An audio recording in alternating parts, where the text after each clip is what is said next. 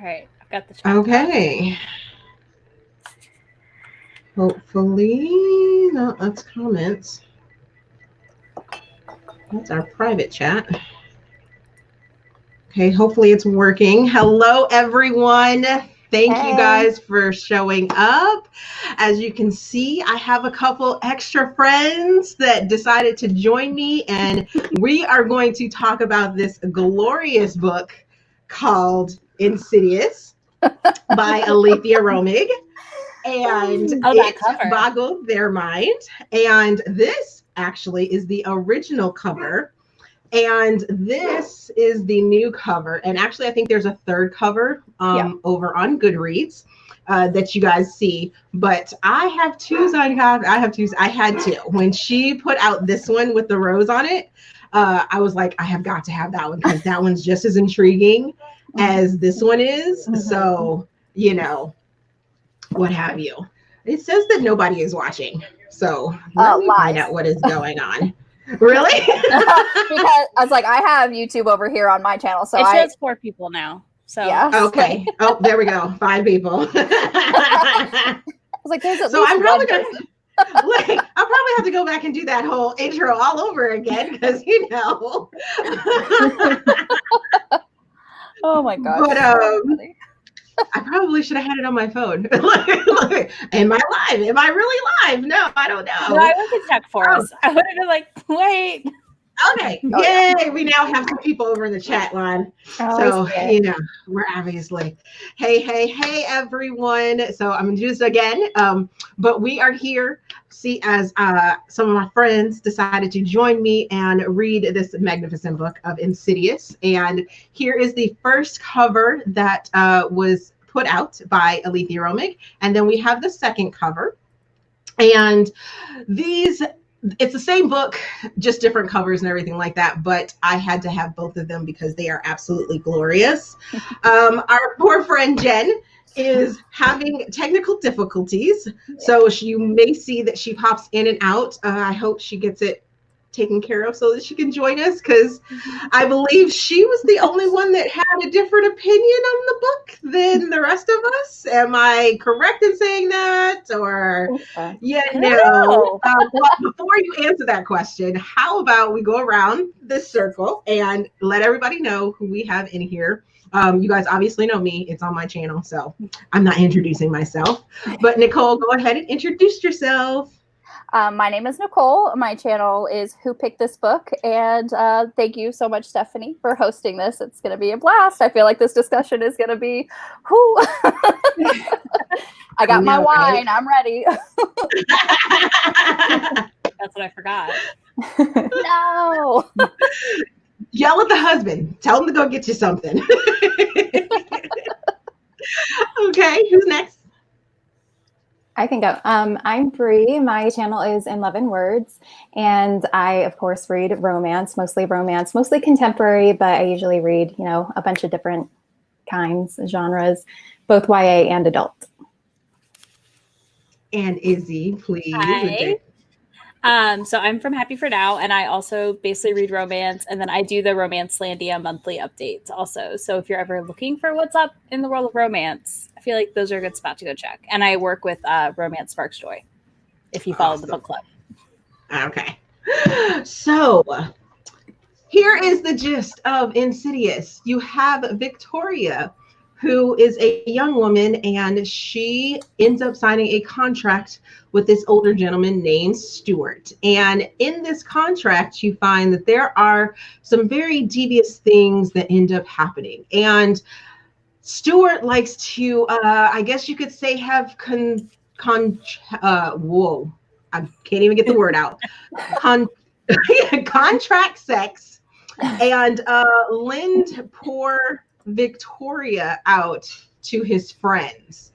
Yes. Let's see. Let's test. Can you hear us, Jen? You can hear us, but we can't hear you. Oh gosh.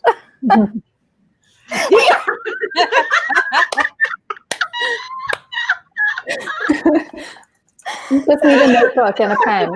Okay. Jen's telling us to keep going. Jen, how about you join, go do the chat part of it, and you can put your answers and stuff like that over there, so everyone can still, I'll just keep an eye out over there for your words and things like that. Okay. Give me a nod, Jen.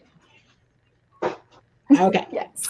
So back to Insidious. So Victoria and Stuart are married. They have about a 10-year marriage, and then we find out Victoria is sort of fed up with it. So her and Stuart start to go through some things, and Stuart's sick. He's on his deathbed, and she is waiting for that time to pass. We also have a character named Brody and a character named Travis that are both men in her life, and you sort of get to see them interact there as well. So what do we think about this relationship, ladies? Which one? I know. Three. Victoria and Stuart's relationship. Did we like the whole thing when you first were introduced to it? Did you feel like he was a savior to her and doing a good thing by marrying her to help her family out, or what? In the beginning of the book, I thought that he was really old. Like, for some reason in my head, I was picturing him like 87. I did too. I was very confused at first. I was like, what? Wait, how old? But he grew on me, though. Like, once you really find out what happened in the beginning anyway, then he grew on me. I like them. But I will say I liked Travis from the very beginning. Like, very beginning. I was a huge Travis fan. I knew immediately. I was like, oh, it's going to be them at the end. I didn't know it was going to be them. I was just bodyguard. I love the bodyguard thing. Right.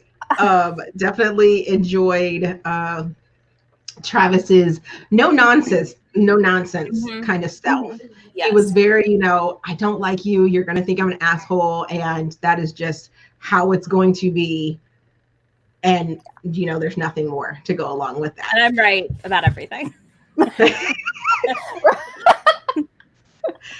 So what did you think about the prologue where there's the whole baby getting given away, or the animosity between the parents in the beginning? I was disgusted at how it was the guy acted. I was are you serious? Like it's such a tragic and sad thing. And at first I feel like it didn't really go that way, but then all of a sudden he gets pissed off at her. And I was like, what the heck? And I had no idea how it related to anything. Yeah. But as soon as in the beginning. As soon as the dad was just like, where's the other baby? Where's my son? I was just like, oh no, the other baby is a girl, and he's one of those that think the son is, I'm just like, that's not right. I don't like it. And then he just walked out of the room, didn't even console his wife about the loss of one of the babies. And it's like, you're a jerk. Right. It kind of set up the jerkiness of this book, though. Oh yeah, for sure. The jerkiness of the book. I was like, oh yay. Who would you consider to be the jerk of the group? They're all terrible. I hate it. Honestly, yeah, everybody is kind of crazy. Do you hear me? I hear you. Oh my god, yeah. Okay. I was like, wait a second, what was that? I'm sorry. I didn't want to interrupt the flow. I bought these new headphones because I wanted to use cute new headphones, and they fucked up my computer. So sorry. Had to go get my ugly ass work one, and now I'm cussing. I'll stop. But all right. It's cool. You're cool. Here. Awesome. So I have got to know, you have been waiting to tell us your feeling about this book. So please die for this. Oh my god. Please, Jen, tell us how you're feeling. I'm excited to see where you take the conversation, because I feel like you have you're the one who told me to read this. So to share with everyone, I had this in a TBR challenge, ask a booktuber a book to read, and Steph was the first one to get back to me. She was just like, boom, read this book. And so I'm like, okay.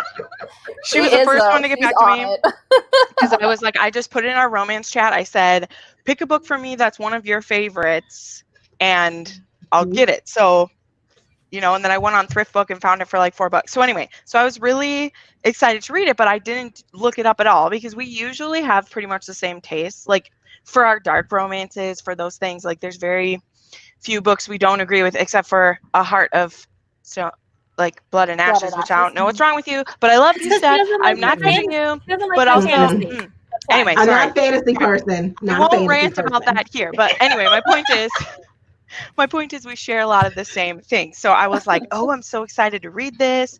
All I heard about it is like it was husband and wife. They've been married for a while. So I was thinking this is going to be a second chance romance with like introducing BDSM or something. I'm sorry. No. Oh my God. That's totally fine. So I see this cover. I see they've been married a while. There's a blindfold. I'm thinking, okay, so maybe this is a case of these people have been together 10 years and now he's finally showing what he really wants. Like that's what I thought I was getting into. Okay. Oh, no. Okay. So let's put that out there. Feelings. Where's the camera? I wrote down some feelings. These are the things that I wrote, and then I'll let us move along. Wow. Was okay. That a whole page? It's not that much. No. These are. Okay. Oops. Where's the camera? It's weird on here. They're not all the feelings. Some of them are questions and things, and theories. Questions. I have theories from you to there. Feelings. Number one. I didn't know that this was like a thriller, so wasn't prepared for that. 2, I didn't understand what the long game of this story is. Like, what the fuck is happening in this book? And not in a way of like I'm intrigued. I was just pissed when I was done. I was like, I absolutely hate open endings. This wasn't a romance. So romance is like, I didn't like that. And the last thing is like I didn't think it was sexy, erotic, or romantic. So I was like, what the fuck is this book? Really? Steph? When I thought that was none of the bedroom scenes sexy? No, because the dude's an asshole and it's all rapes. So, and it's not even it's not even with him. Like I've read it where it's like captive, you know, or like forced marriage, and so you got to have sex because that's your married person. But for me, I'm like, you're literally forcing this girl to be raped by your people, and I'm like, it's not even. But wow. Okay. Here's stuff that was on. Hold on. I mean, on page. See, but I didn't like Brody. I thought he was a snake the entire time. I did too. I felt the chemistry with Travis. Yeah, I was like, he knows something. He's one of the lawyers. Yeah. I, from the beginning, thought that he was one of the men. Like, I just did. I was like, he totally is one of these guys, and that's supposed to be like the mind fuck because he's sleeping with her for she knows and not. And oh my God, and the fact that he was still doing it. Like, it'd be one thing if he had started sleeping with her, like, no, not sleeping with her. If he had started raping her when her husband let him. Okay. Someone has really bad reverb. Sorry. It's like someone's background, people talking. So, sorry, I'm ranting, but I've been waiting for a week to talk about that fucking book. So that's why to me it wasn't sexy, because I didn't trust Brody. I didn't like the scenes where she's blindfolded and not able to do anything, because it wasn't even a tale of like she grew to like it, because I've read all these different variations. Like I've read where it's like you're forced into it but eventually you like it, or you eventually fall in love with your captor and then you're fine with it. Like none of those things were the thing. This person was raped for 10 years. That's what was happening. And she doesn't fall in love with her husband. The person that she thinks she loves, he's been raping her too. So like, I didn't find it sexy, erotic, or romantic. So that's why I was like, okay. And I hate thrillers. So then I was just like, why am I here? Because all the things I love, I don't like. But I thought it was interesting. So I'm like, I'm not. The only redeeming quality for me is I was like, okay.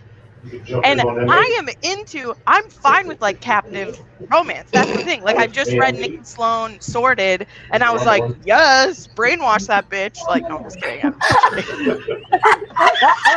just kidding. But it's different because at no point during the 10 years does she decide that she likes it. So it's just 10 years of this happening to her. So that's why it wasn't sexy for me, is like, yeah, you're doing there's sex happening, but I didn't like Stuart at all. Not even when I thought maybe I could get on, like, I didn't like him at all. So even the scenes when she's young and he's like seducing her, I didn't like it. I was like, nope. So I could never get into it. The sex scene on the last page was the first one that I thought was sexy, and then there's hair in the drain, and I'm like,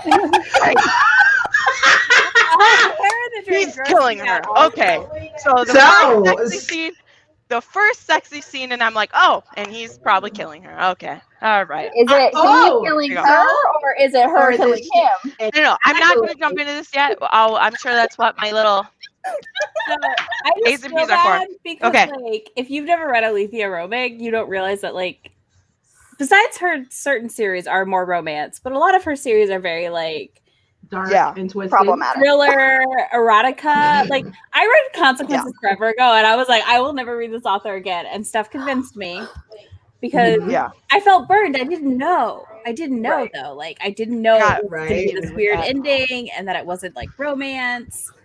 You know. Well, and that, again, that's okay. It was my bad. Like, I didn't. And I don't mean this to sound like I don't Everyone warned Jenna. Like, I don't mean it to be like, oh, Steph just do this at me. I asked her to tell me one of her favorite books. It's my fault for being like, oh, this looks like a BDSM romance. Like, that was me. That was nothing that she did. It's just that's what I thought I was getting, because that's the books we usually both like, and then it was this. So I think it's just like I had wrong expectations, and I kept reading it and waiting, and luckily it's only like 250 pages, because then I was just like, oh, this book wasn't for me. I was expecting Nikki Sloan, and that's not what I got. Well, that's very similar to her unconventional series, or no, her indulgent series, her novellas, Aleatha's indulgent series, because the first book, I can't remember who it was. I think it was India. It was India from Life is a Page Turner. She started reading unconventional, and there is sort of this kind of stalker sort of feel to the beginning parts of that story. And as you go along, you start to learn more. But in the beginning, you're like, dude, this guy is stalking this newscaster, and it is creepy. And then he ends up kidnapping her. And you're like, whoa, pump the brakes. What is going on? So, you know, Aleatha just has this like way of twisting and turning, and sometimes you just kind of got to go with it. This is her only open-ended book.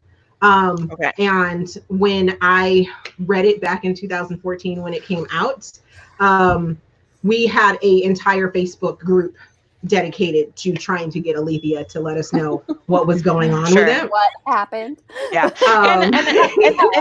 And that's just one more thing I want to throw in is I think if I'd went in knowing this is a thriller with sexy bits in it, I would have just had a totally different thing. So I wish I would have done just a little bit of research on my end. I just don't normally do that, especially when for my TBR, when it's someone picks the book for me, I don't do any research because it doesn't matter. Like, I'm going to read the book that someone picks for me, whether I or not. So that's where I come back at, like, I think it was just, I was expecting something else and I didn't properly prepare myself, because I read Anna Zare's, like, damn, like, kidnap the girl, fine, whatever. Twisted Me or something like that? Is that the first? I just got the 3-book set on Thrift Book for $8. It's a paperback with all 3. Sorry. That's awesome. That is awesome. I love those. I think those are like one of my first ones, and I loved it so much. Also, I think it is, I don't know if this is where you're going next. I'll shut up now. This is your show. I'm blabbering on. No, you're fine. I think part of it too is that, again, the open-ended part, I don't like questions. So I have a ton of questions I'm hoping we'll talk through, because for me it's more of a thing of like, I didn't know what was going on. Feel free to ask your questions. Go ahead, Jen. Okay. And anybody else, Nicole and Izzy, and if you guys have questions about it, please ask them, because like I said, we had an entire Facebook group dedicated to trying to figure this out. So I could probably give you a theory or two. Sure.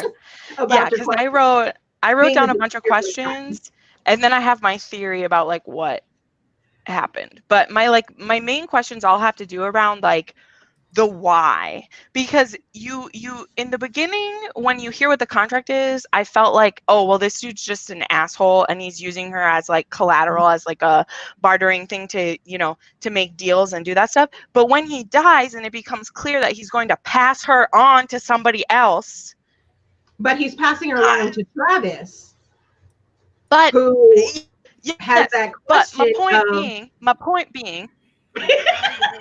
being, but Travis isn't the only one trying to get her. Like somebody else is also trying to get her to sign it. And then like based on whose like kid she is, it's like you can't be on your own.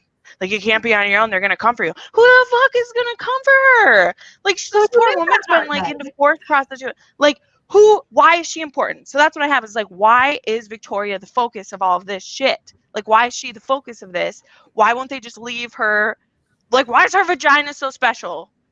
Well, it's not her vagina that they want to fuck. You know, I'm like, go buy a prostitute. Leave this woman alone. There's plenty of sex workers who like want your business, not this woman who's been for it. Like, if we want to be sex positive here, I'm in the middle of Kresley Cole's series about like there are people who want it, and there's this woman. I mean, it's a whole industry for a reason.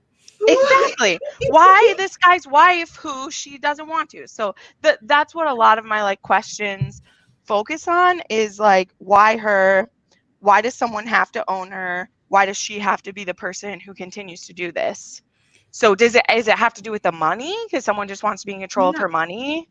Like why? No, it has to do with the two families. So there's two families that are involved in this. You have the bad family who is all entangled in that lawyer's in that firm where Parker and Brody were both lawyers at. One family is with them, but Travis and Stuart were working for her family. And it's like laid out really kind of like vaguely until the very end, where you're told that the two guys that end up meeting her at the hospital when her mom, after her mom's car accident, Wesley, who shows up, and the older gentleman with Wesley, by the way, is her father. And part of the other family. And Wesley is her brother. So, you know, there's those questions about that too. We'll put a pin in that. I was like, what?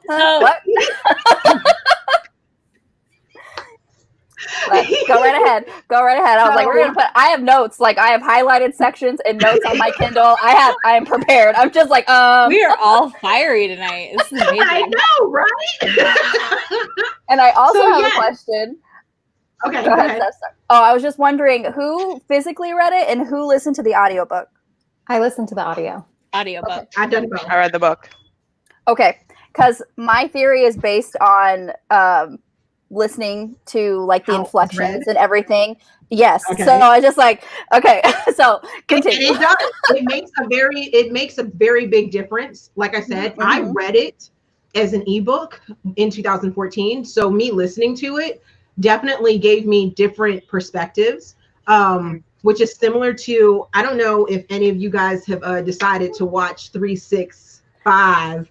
I started it this morning and I wasn't able to finish it because the girls woke up, but oh my gosh, I need to watch. Oh my gosh, it was so good. Oh, I need to watch it. Yes, you need to watch it. And then watch it a couple more times, because I started watching it for the second time this morning and I was like, I have so many theories. I am not going to read the books when they come out. They're not even in English yet, are they? No, they're not. I'm not going to read the books because someone not really spoiled, but we started to get into a conversation about them. And I don't want the things to happen that happen in book 2 and 3 to happen with the movie. I have my own theories about the movie. I personally think she's an agent and that there is a more sinister thing going on, and it was up my alley. Jen, you might want to forget the movie, because you didn't like Insidious and you're probably not going to like the movie, except for maybe the sexy times. The sexy time is fire. Just for that. Fire. My husband is going out of town this weekend, so I'm definitely going to be watching that because that's not something that's like I'm going to be sitting with the husband watching because he's not into all that. So I'm just like, okay, perfect. He's going out of town this weekend. It's like, hey, I get to watch what I want to watch because the last 3 weeks we've been watching The Mentalist nonstop, and I'm like, I want to watch something else. Don't get me wrong, The Mentalist is a great show, but I need something else. Right? Yes, you're gonna want to watch it like 2 or 3 times. It's so good. It is so good. I will tell you, I'm gonna be the book friend that's gonna help you out. You're gonna be ragey at the end because it lives on a cliffhanger. Oh, is there another movie coming on a cliffhanger? We don't know. Don't know if there's gonna be another movie. Don't know if there's gonna be a 4th book because, from what I understand, the 3rd book is not gonna make people happy. And that got me and the author that I was talking to about the movie into like this whole conversation about the different cultures and how in Europe sometimes romance doesn't necessarily have to have a happily ever after for it to still be a romance. And like we were talking in our Voxer and stuff like that whole definition and things like that. I make stink face. No. I know. Happily ever after. I'm like, no. I'm like, okay. I know, right? No. I'm sorry. But if you think about it, the word "see you next Tuesday" in America is offensive. It is. But in Australia, in Scotland, in everywhere else, Ireland, almost everywhere else. Literally everywhere else. It's just like bitch, you know. Honestly, it's like my second favorite word. So. Oh yeah, same. I use it a lot. Maybe favorite word. Whatever. My first favorite word starts with an F. Okay. Didn't I already like say it on here? Like you did 17 times. The book. This is about the book. It's okay. I might have to go turn off the monetization on this, but have to go in there. This is not suitable for children. They let you get away with it to a certain point.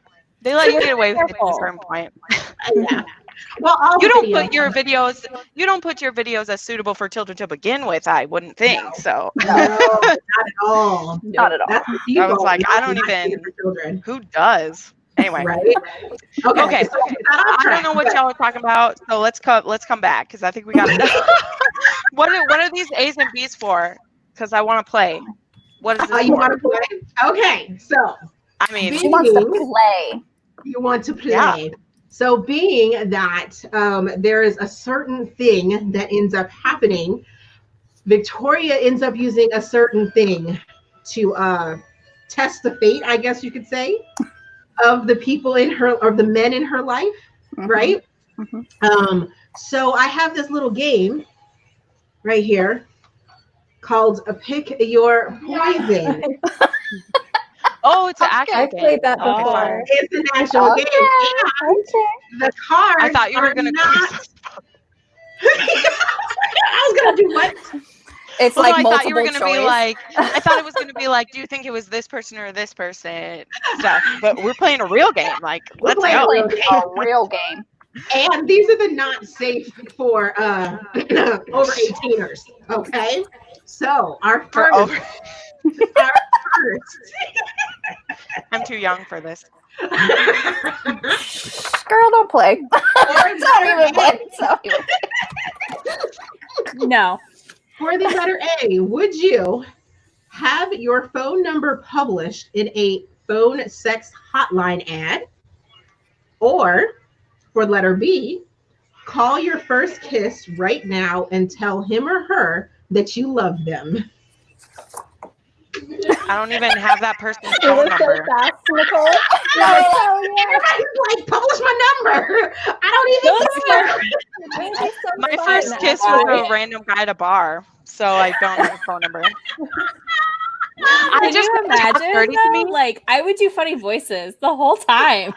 Amazing. No, I feel like I would be really good at it just because I would just read like all my fun steamy bits. Like that's it. Like back to them. Whatever. London Hale.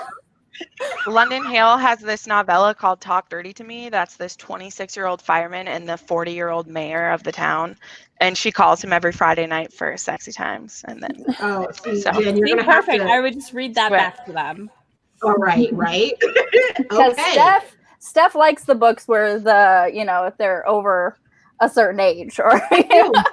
I'm not a fan of the young people in the sex books. So I'm over 30 now, and I'm just like, can we stop having like the young 26 is too young? Romances? No, 26 is not too young. No, the 20s. Okay, I was like, I'm 27. So. Yeah. It's the early 20s, 19, early 20s. I'm just like, I'm over 30 now.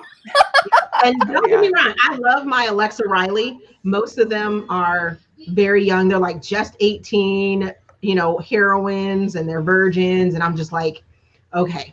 But I have to be in a certain mood to read my Alexa Riley books or those like 18-year-old heroine books. Yeah. And I usually pretend they're older. Unless they're specifically in high school. Like even if it's an age gap, I just like age them both up because I'm like, you're not 18. You're not, honey. You're not. Unless you're in school, like it's a teacher-student one. I'm like, you're 25. You're not 18. So Charles, I have read Punk 57 and I hated it. I did not like it at all. I hated it. Anybody else? I liked it. It wasn't because they were 17. It's because they were assholes. Yes. You're not wrong. Like Penelope Douglas, like she makes lovable assholes. But it's a talent. 57, like the Devil's Night series, I can let go because they're just all bananas. Like they're just crazy. But Punk 57, I was like, why would you keep being like, no, like. But anyway, Penelope Douglas, she's pretty amazing. But sorry. Did we lose Izzy? Oh, she's frozen. Yep, she's frozen. Now she's gone. No. Hopefully she comes back. I know we didn't scare her away. No, we. Oh, she's out of nowhere. She lost power. They lost power. Oh no! Gosh. She just said in boxers. So we love you, Izzy. Yes. Come back when you can. Can you come back on your phone? Yeah, try that. Yeah. Yeah.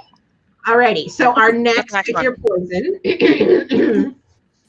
Only be able to sleep with people you find unattractive is A. Okay. Or B.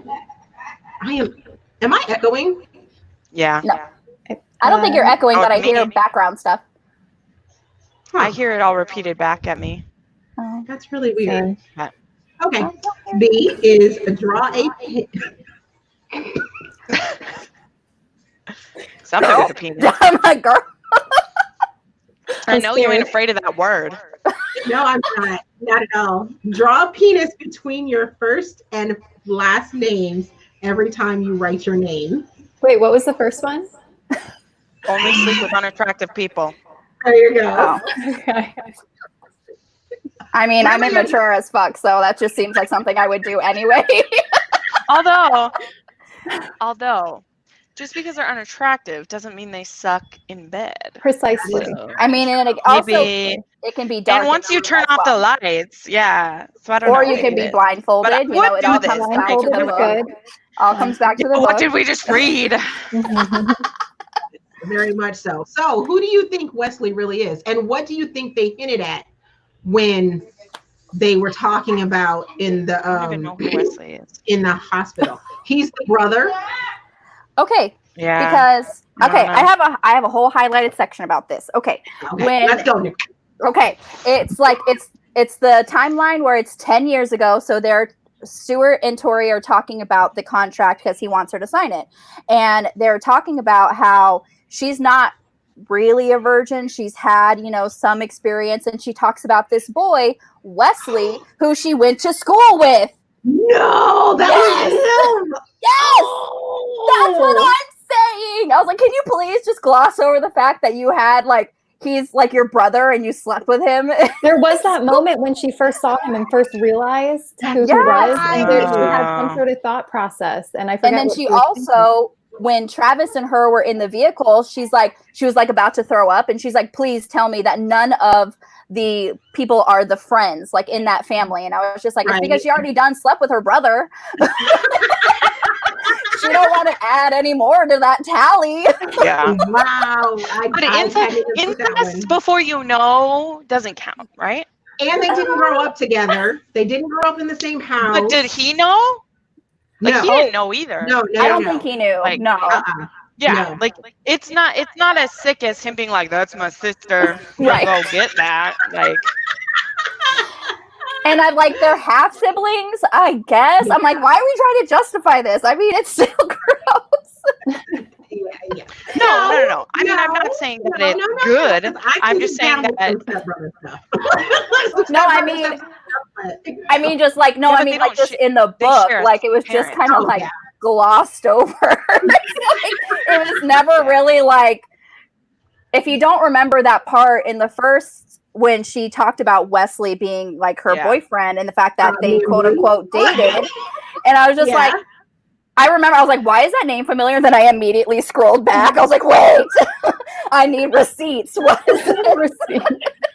And I was like, yes. Oh my god! Yeah, I was losing my mind at work when I was reading that. I was like, yeah.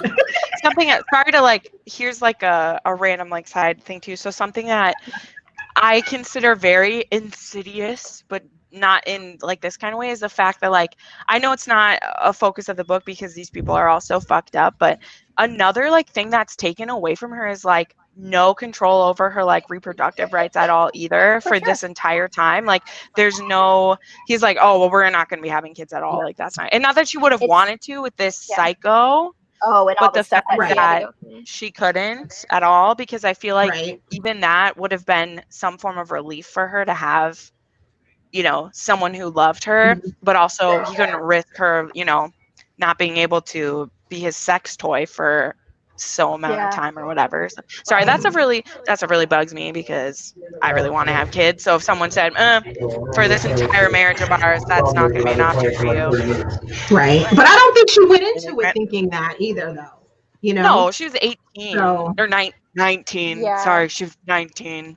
It was in the contract, though, that she had to be on birth control. Yeah. Right. So, and then she even said at one point in time, it was like she was reading the contract and she was like, if you sign this, it's consensual 100% of the time in every instance. And she's like, wait, no, shouldn't consent be given in every single instance? And no, she basically signed her consent for the next 10 years. And I'm like, that's such bullshit. Like, so, well, exactly. So have any of you guys read yet? It's a newer book. It's called Docile by K.M. No, it's on my TBR though. I have it on Libra.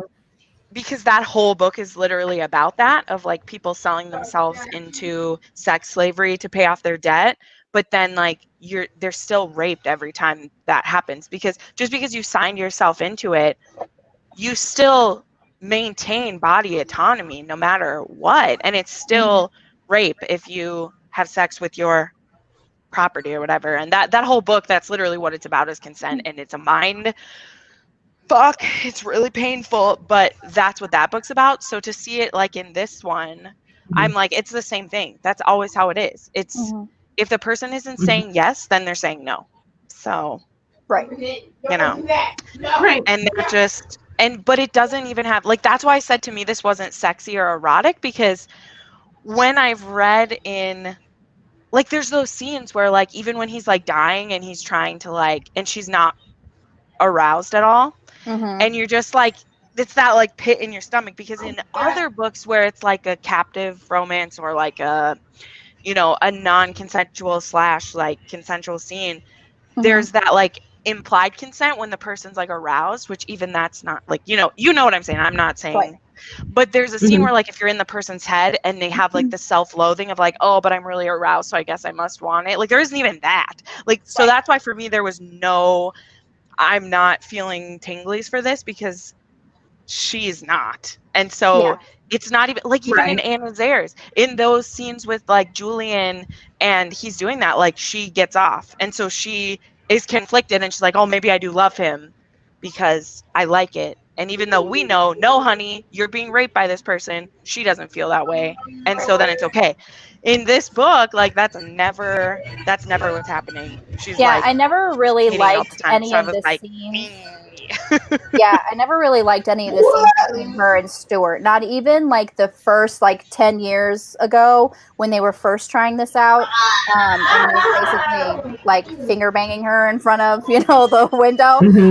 But it's like, even then I didn't really enjoy it, or like it wasn't, like a sexy erotic, because like she's not happy in her marriage now. So it's just like, okay. So I never really enjoyed any of the sexy times between her and Stuart, or her and any of the men, obviously. But sometimes I didn't trust anybody. In this whole book, I did not trust anybody. So even her times with Brody, I was like, okay, she's actually enjoying it. She did give her consent, even though, yes, he was lying to her, but she was still that was her choice to be with him, even though but even then I was conflicted, because I'm like, I don't trust you. I don't trust you. And then her times with Travis, I'm just like, you hit her in the beginning. I don't like you.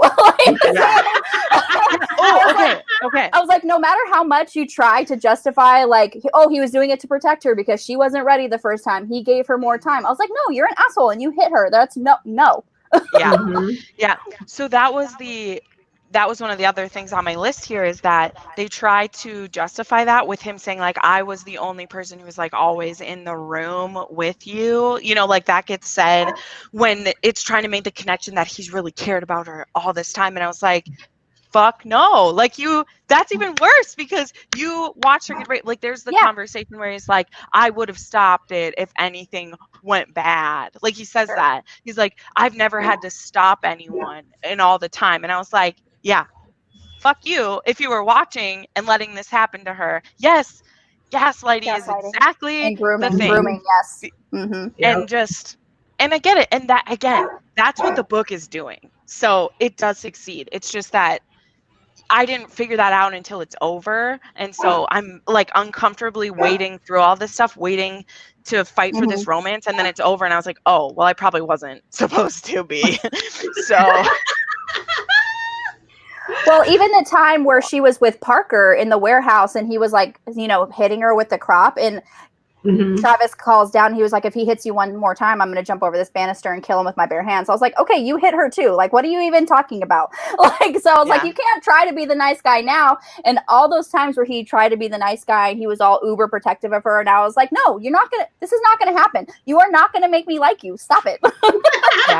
So here's this is where I'm throwing it out now. So this is my theory for if Travis is really the bad guy. So I can see the argument going either direction, right? Because it's open-ended. So my theory is, so there was a couple lines about the fact of he never will call Val her name. Right. Because he, even at the end, she's like, you could call my sister Val by this point. You don't have to keep calling her the doctor or whatever. And Val is the one who provided this stuff for her. And I know they also mentioned that they still have a vial, they still have some of it. But my theory, if this is all, yay, she's back.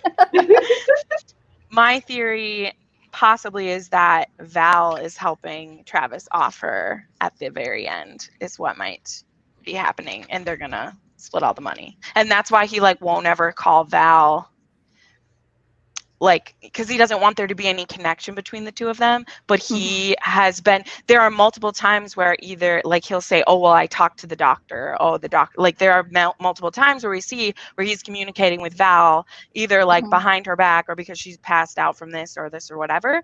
And wouldn't it be ironic if the sister that she did all this for, that she sold herself for, helps this guy off her at the end? So that's my theory if we want to go totally twisted. So you think it's Victoria's hair in the drain? In the drain. Yeah, I do, because she's just giving him a blowjob right before then. And I went back to see, but I feel like he would have been, pulling her hair there. So my theory is it's her hair, because she was just full sex. So he towards the end there, it wasn't just. Well, I know that. But I mean, that's. The water would start gathering, and then she notices that when they're finished having sex. So that's my theory if I want to go full dark. Yeah. I think that she's dying from it, and that her sister helped do it to her. If I want to go full evil, I think that Val and Travis are gonna. And she's the one under the water, so it's like if like the water going over her, rushing over her hair, right? And if he had been like, you know, had his hands in there. Anyway, that's my theory. If I go full dark, that's interesting. I never went tell there. Us how far in the future. Yeah, no, I went. What's the deepest I could dive into it? And like, let me get down into this.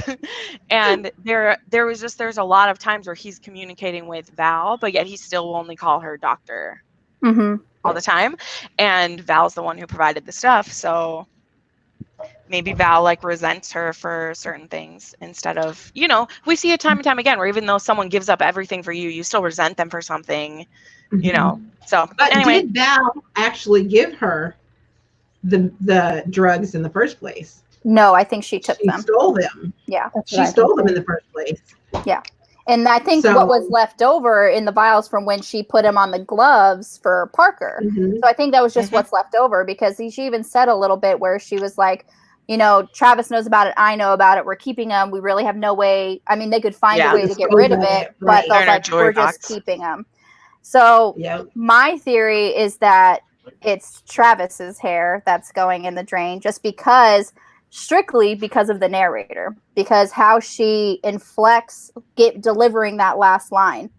There is a very sassy tone that she gives when she's reading that last line. I didn't listen to it.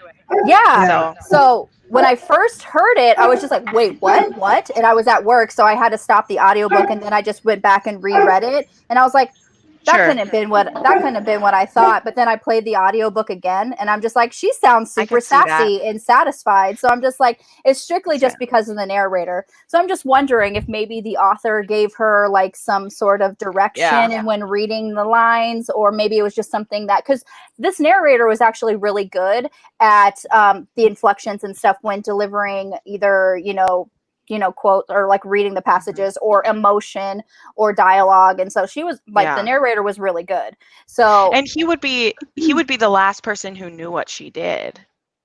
Right. It's Travis, because everyone else is gone. Well, I think she even said that he didn't know what she did to Stuart. Like he didn't know about that. The other people, he did know about Parker. Yes. And Brody technically.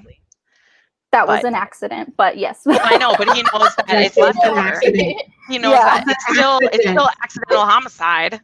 Accidental. It's still manslaughter. And I'm just like, first of all, you did this to your damn self because you shouldn't have been at that warehouse. You lying piece of crap. Well, and that's why, like, because I don't like Travis anyway. So if it is her offing him as the final person she needs to, like, she let herself have however many months having some nice sex with Travis, and then it's like, I'm done with you now. Like, the men are the ones who did this to her. Like, they all made their bed. So if she is the one who offs him at the end, fine. I just went like, I would get on board with your theory too. I just wanted to be twisty with mine. So. That's one thing that I really liked. I like her character. I love the revenge plot, like the woman seeking revenge on all of those who lost her. Have you guys read Jane Doe? I forget who it's by. The whole book is about this woman who's getting revenge on people. I think I did read it and I did not like it. Oh, you didn't like it? I don't like books like this, Bree. That's the thing. If I would have known what this book was, I wouldn't have read it because I don't like I love Jane Doe. But that sounds interesting. That one. But Steph, I want to hear why this is your favorite book and why you like it. We've heard a lot of why others don't like it, but I want to hear why you like it. That's very cool. Yeah. I just want to say, like, I'm like throwing a lot of like, I'm like, it might sound like I'm trashing this book, but I actually really enjoyed it. Like, because I actually enjoy suspense and thrilling books. So I was just like, I did really like it, but it's like there was like those little things, those little caveats, that kind of got on my nerves. But Steph, go right ahead. Take it away. So Aleatha Romig is one of my favorite authors. Like, she's probably my top favorite author. Her Consequences series is like superb. I love it. I mean, I hated a lot of the characters in the first book, but then I grew to love them as well because of all the twists and the turns and things like that. And the reason I love this one so much is that it's so compact. I didn't have to go through 5 different books to get my story. And then I am not a huge fan of open ending stories. Like, it drove me crazy for a while after I finished reading this one, because it was so open ending. And now I've learned that it's okay to have those extra theories and things like that. So that's why I kind of love it. And I will say that I did enjoy listening to it this time. The narrator was so good.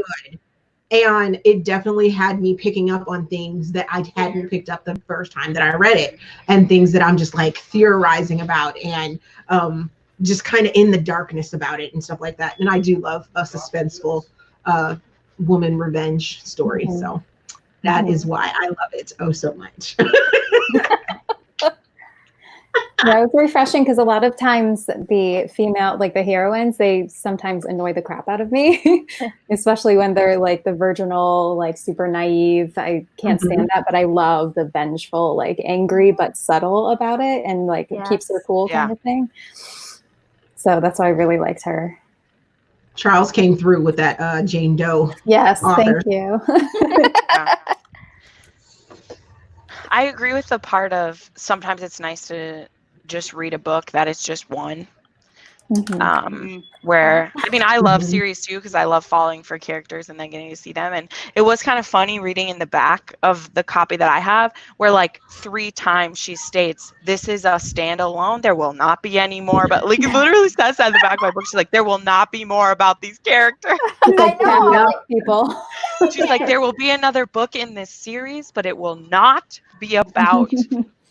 I know. And then you go on Goodreads and it's just like, it's like put Duplicity. off indefinitely. And I'm just like, excuse me, what? It's because the characters are not speaking to her for that book. Wow. She has other characters in her mind that are speaking to her, and they just have never came back for the series. Steph, you've talked to her about this book? Like, what was her thought process what was her goal? No, I mean, like, not putting her down or anything. I'm so curious, like, what where was her mind? Right, where was her head? So she doesn't give us very much insight on why she left it open ending or how we should theorize. She wants us to really theorize. She wants us to come up with our own sort of ending on whose hair it is in the drain. Is Wesley her brother? And, you know, lost who? We lost Jen. Oh, no. Lost Jen, yeah. But it's not just me having issues. Yeah. Izzy, I'm glad you were back on your phone. Which is so weird, right? Because Steph, I don't hear you echoing. That's so weird, but I'm wow. Because I hear myself echoing, and I'm just like, okay, I don't know what that is, but I oh well. I know what's happening. Well, I think it might have been like me and Jen, kind of like I cannot seem. I feel so bad during like my series for the best book I've ever read or whatever. I cannot seem to get Jen's videos to work to save my life. I feel so bad that I can't include her in those videos, because she sent me like 2 clips and it's just it doesn't match up. So let's see. Let's see if we got Jen back. Oh, she's back, I think. I wonder if we should chat in Voxer. Maybe I can help with that situation. Okay, that sounds good. But, yeah. We have a storm. Oh, maybe. So my internet died too. I'm shocked my phone hasn't booted me off because my internet's back up now. Oh, really? It will kick you off? It hasn't yet. We'll see. Oh, okay. Well, if your cellular service isn't strong enough to. Oh. Yeah. So yeah, let's do another pick your poison. Okay. Oh yeah, those are fun. Oh my God. I left my card upstairs, so I'll just holler what my pick is. You can do 1 or 2. Oh yeah, 1 There or you 2. go. 1 for A, 2 for B. There you go. There you go. Okay, for A, have the judge pee directly into your mouth. What? She's like, whatever B is. Whatever B is. That's literally. Not my kink, Steph. Not my kink. No, thank you. I'm not into undeniably ugly offspring. Too, I'm not having kids. Everyone's going with me because no peeing in the mouth is off the table. No. No, thank you. That's fine, but no, thank you. she just comes up with B. But is this a one-time thing? Like there's a one-time pee? Jen, Are you considering it? No peeing. No peeing. Hey, I'm serious. Ugly babies are forever. They'll be teased. So here's the thing. Do you want your poor children to be teased their entire life? Or are you willing to take a pee to the mouth just once? They can take it. I feel like you would never forget that. Like, have you read Poison yet? You were going to read Poison. Have you read Poison yet, Steph? I have not read that. No. I need to read it. By Jade West? Oh, no. No, I haven't. Girl. I need to. Jade book. is pretty good. And then come back to me. Ugly children are forever. But if you're not having children, it's fine. It's fine. Yeah, but then you should be excluded from B. If you're not going to have to pay the consequence of it, you don't get to choose it. So you have to take the P. So if you're not going to have kids, then you have to have A. Because you can't just like throw it off on non-existent kids. If you're going to throw it out and be like, I'm not going to have kids, then you have to have A. Look, somebody in the comments said that's a biohazard. I'm with them. There's people who do it all the time.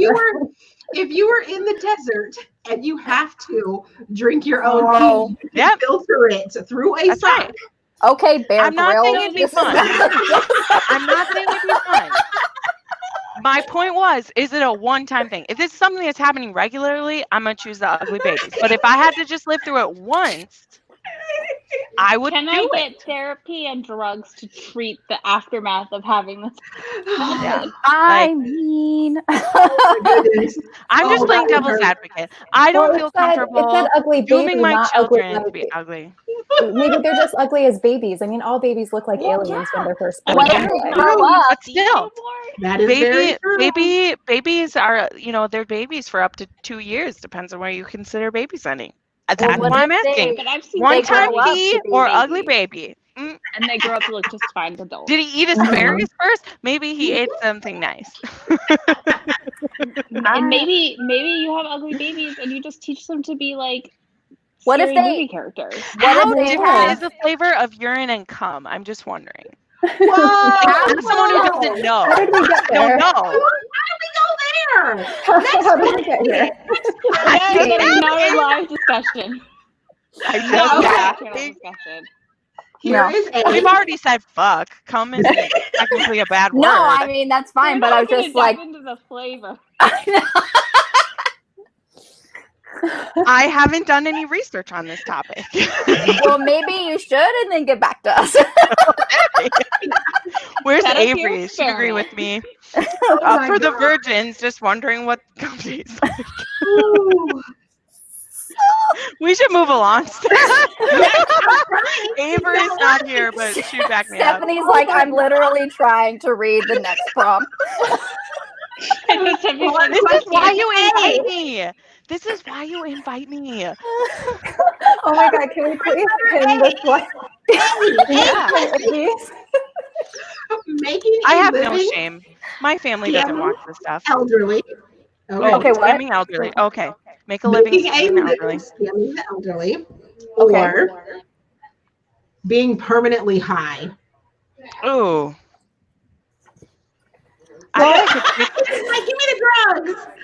I know. I was like, well, honestly, I've never been high, so I don't know like what it's even like. So. I mean, I don't know what it's like either. I lay around all the time. Cool. I think munching, eating all the time. Find me some of those Hugh Hefner men and I'll scam away. Perfect. Constantly, whatchamacallit, constantly relaxed. Okay. As long as it's not a bad trip or anything. But wait, Like, So. I mean, seriously, you never said Would be what way you were better. high off of, because That's being true. high off of marijuana is very different than being high off of cocaine. Like, it's Or like, paint Yeah. fumes. Yep, that is very I'm true. assuming it's pot. So it's just Okay, steady, same smooth sailing. as last question prevails. What are we talking about? Specific. One time? B? You know? You are no longer allowed to play this game with us. well, no, it's Jen just like, was supposed to break for the this game. One. for this one, you're scamming the elderly. Like, it's, I feel like that's your like job, that's your career choice. Yeah, is it said scamming for a the living, Yeah. right? Yeah, For and living. then Old the second doesn't mean one they're is nice. you are forever high. Right, you could be like the Batman, Be like like Stuart, older. And Right. you know, I'm so- with Maybe it's Hugh India. Hefner. I'm with India. She's saying being high off marijuana and CBD. Like, I've never done that, Really? but I feel like it would be fine. No, y'all. I wouldn't want to Just be high no. forever, though. That would eventually rot your brain. Like, Yeah. if you were forever, like, look at I mean, what's his face? probably. Han Solo. What's his name? Harrison Harrison Ford. Ford. He's stoned all the time. He is. I was more Yes. thinking like Willie Nelson. I was just like, he's still going strong. too. I mean, Yeah. I'm pretty sure Willie Nelson could be hit with a Mack truck and he would be fine. Right. I mean, Willie Spell's Nelson's gone gold. again. Oh, Yeah. do we have any other questions about the book? Yeah, that's mean, a good question. I got can through go it have a through fine. question. and Has- what. Did the author say what she, like, that she knows what happens, or is it open-ended for her too? Like, not that she tell anyone, but does she have a, She She doesn't. refuses to reveal, and like we tried super But not hard. even what she feels. Yeah. No, she will not. She just, her classic answer is like, even if you like corner her in person, which I have done, and like, you have got to tell me under whose hair is it, she's like, I love you. I love it. Listen. She refuses to answer that question in any shape or form. I think the only person that actually knows the ending is her and probably her husband. But there is an ending. Like, she From has what I one. understand. Okay. I would think so. Maybe. You know, I think she So, has like I a, missed some of the convo. Sorry. Oh, sorry. oh no, I was You're just gonna fine. say, like, I think the author takes like a sick, twisted joy of these yeah. types of For sure. discussions. Mhm. Because I for sure would. But I'm just like, Definitely. But it is her only book that she leaves you this way. yeah. Every other book that she has written has an ending to it. I Has don't know if I feel an like consequences.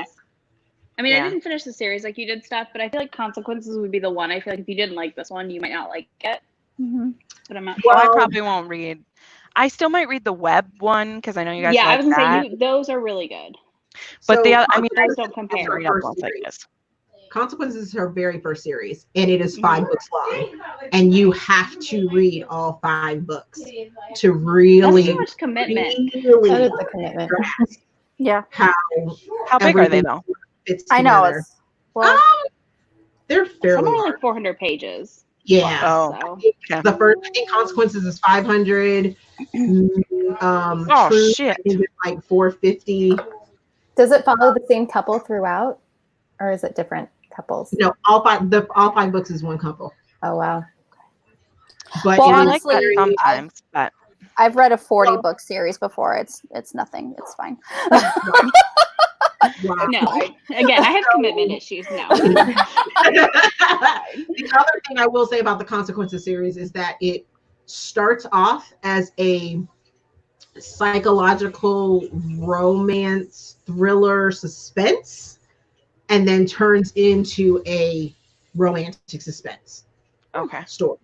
I like See, romantic. the thing for me, I'm such like a fickle bitch because I love. You giggle every time I swear, like you're not like used to hearing that.